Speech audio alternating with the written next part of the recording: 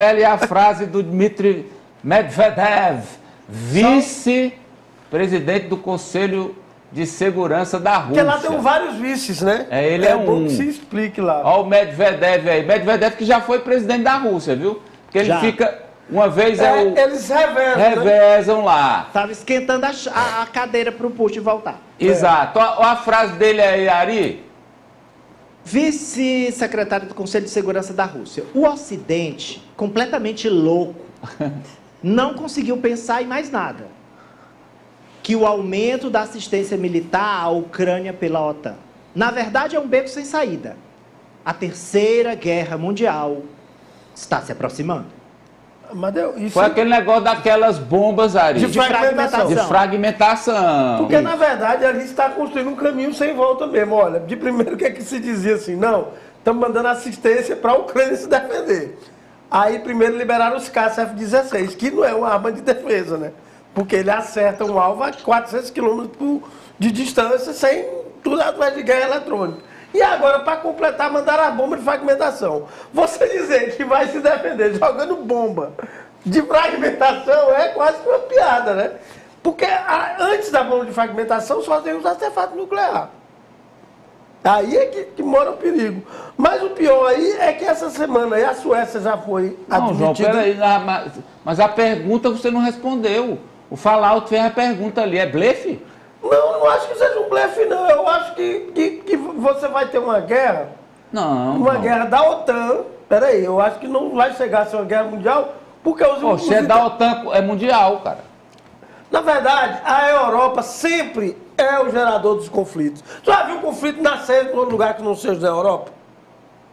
Todos os conflitos nascem na Europa.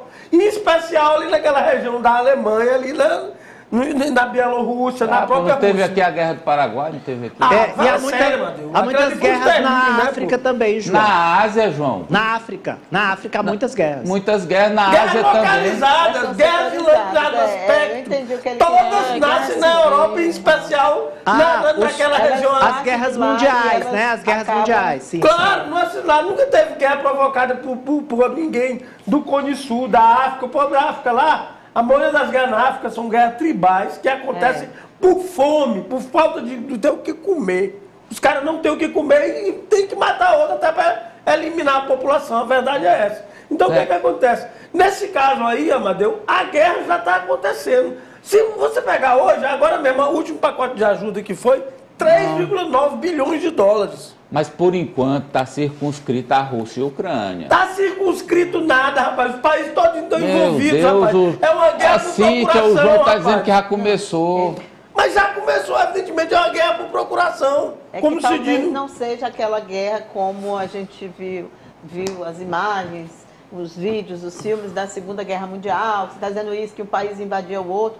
Mas hoje você já tem, com essa entrada da Suécia na OTAN, realmente é um avanço muito grande. E a gente tem também, isso não pode ser esquecido jamais, que a China também tem endurecido muito em relação ao Ocidente, sobretudo aos Estados Unidos. E que os Estados Unidos, todos nós sabemos, também apoia a guerra da Ucrânia. Quer dizer, apoia a Ucrânia na guerra com a Rússia. A própria China, nessa política dela, a política de criação de domínios, porque a China está acontecendo o seguinte, ela não está mais tomando só terra dos outros, ela chega perto de um território de um país, cria uma ilha artificial e diz que ela é um domínio dela, porque ela criou e viola não vamos para a China, não. Internacional. Não vamos para a China ainda, não. Mas a China vai para a terceira guerra, se tiver. A guerra lá, e aí? Tem guerra ou não tem? É blefe?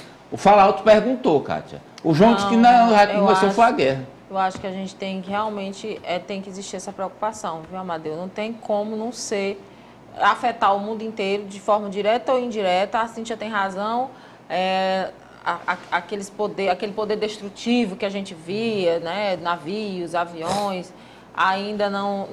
eu falo ainda mesmo, porque eu não desacredito nessa possibilidade, mas que afeta o mundo. Já é uma terceira guerra, tudo que há de pior com a guerra aumenta, né? Fica mais difícil a fome. Realmente a gente já vive esse momento.